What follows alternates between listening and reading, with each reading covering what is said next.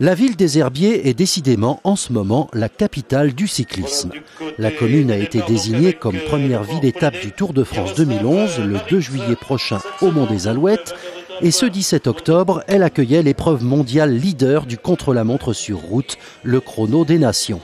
5 épreuves contre-la-montre individuelles étaient au programme pour mettre le point d'orgue à la saison européenne du calendrier cycliste international. 143 coureurs étaient engagés et le spectacle était au rendez-vous de cette 29e édition avec comme invité d'honneur Lucien Aymar, le vainqueur du Tour de France 1966. En préambule, le samedi, il y avait le 4e chrono VTT contre la montre organisé par le comité départemental de cyclisme et le Vélo Club Herbretais. La fête du chrono, qui entoure le Chrono des Nations, a battu son plein avec plus de 200 exposants pour la Foire Expo et bon nombre d'animations et spectacles entre le 13 et le 18 octobre. Un sacré chemin a été parcouru depuis 1982, date du premier contre-la-montre amateur aux Herbiers. L'épreuve est devenue une vitrine internationale pour la ville et le père du chrono, Christian Tessier, a gardé ce même dynamisme tout au long de cette belle aventure de 29 ans. Beaucoup d'éditions, donc 29e qui est maintenant sur le terrain. Nous sommes sur le pont depuis déjà quelques jours. Et voilà, oui, il y a beaucoup de souvenirs. D'abord le chrono des espoirs, ensuite le chrono des herbiers, maintenant le chrono des nations. Et puis aussi toute cette fête qu'il y a autour de la course qui fait que nous avons un événement qui dure maintenant une semaine. La foire du chrono qui aujourd'hui est la foire expo de la ville, puisque curieusement, lorsque j'ai lancé cette course, il n'y avait pas de foire expo, et c'est arrivé un petit peu par hasard, parce que j'étais à l'époque commerçant aux Herbiers, et nous avions en fait compris qu'il fallait trouver des systèmes de recettes pour mettre en place cette course cycliste qui est devenue au fil du temps la référence mondiale du contre-la-montre, mais on n'en était pas là à l'époque. Et il y avait 7 exposants la toute première fois en 1984. Nous sommes aujourd'hui près de 200 sur le pont pendant 4 jours pour faire cette foire commerciale qui effectivement attire beaucoup de monde. Alors le chrono des nations aujourd'hui, je vous le disais, c'est l'épreuve de référence. Alors il est toujours difficile de dire la plus belle épreuve du monde, certainement qu'elle l'est, mais plus sérieusement, c'est l'épreuve de référence du contre-la-montre parce qu'il n'y a plus d'épreuves contre-la-montre, en dehors bien sûr des épreuves par étapes où il y a des épreuves contre-la-montre et pas seulement, pas toujours d'ailleurs, mais c'est une épreuve qui fait référence et qui attire beaucoup de coureurs parce que les coureurs ont besoin de faire ce genre d'effort pour progresser. Pas seulement pour être bon contre la montre, mais pour être bon dans toutes les autres épreuves.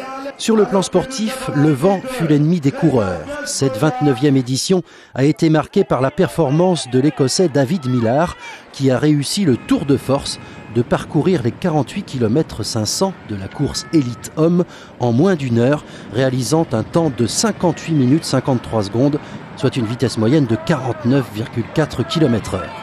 Il pulvérise ainsi le record de l'épreuve détenu par Vinokourov en 1 heure et 9 secondes.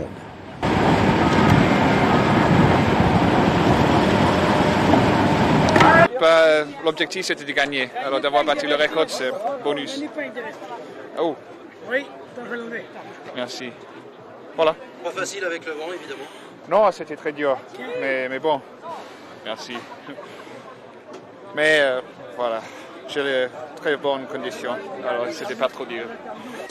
L'autre événement marquant fut une nouvelle victoire de Gianni Longo Ciprelli chez les femmes. À 51 ans, la championne est une habituée de l'épreuve puisqu'elle avait remporté le chrono en 1987, 92, 95, en 2000 et encore l'an dernier en 2009. Cette 6e victoire lui a valu l'ovation du public lors de la cérémonie protocolaire de remise des prix. Et une fois encore, Gianni Longo Ciprelli a pu mesurer à quel point elle est aimée des Herbretais. Alors Gianni Longo, c'est une très longue histoire avec le chrono des nations, qui était le chrono des Herbiers lorsqu'elle est venue la première fois en 1987, première édition du chrono féminin, qu'elle avait remporté d'ailleurs brillamment. Donc vous faites les comptes, 1987, elle a encore gagné l'année dernière, c'est énorme. Alors elle vient avec plaisir, bien sûr avec beaucoup de sérieux, parce que Jeanne Hidalgo est une très grande professionnelle, comme chacun sait, et elle vient aussi parce qu'elle aime bien l'accueil que nous lui réservons. Elle me l'a dit, donc je peux le dire, donc elle sera là de nouveau pour la énième fois. Dans les autres épreuves, signalons la victoire de l'Ukrainienne Anna Solovey chez les femmes juniors, du Français de l'AS Marcoussis en région parisienne Guillaume Leblond chez les juniors hommes et du Britannique Alex Dowsett en catégorie espoir garçon. Un beau palmarès pour cette 29e édition du Chrono Air Bretais, devenu Chrono des Nations, qui avait d'ores et déjà un parfum de Tour de France avec les commentaires enlevés de Daniel Manjas. Rendez-vous avec le vélo le 2 juillet 2011 au Mont des Alouettes pour le Tour de France. Voilà, et ce sont donc les hommes des championnats du monde que nous retrouvons au départ. Après Jan Ofredo, eh bien c'est le champion de Norvège de contre-la-montre Edvald Boasson-Hagen. Voilà, côté arrivé sous le regard donc d'un nombreux public, eh bien nous retrouvons l'arrivée donc ici de Reidar Borgersen.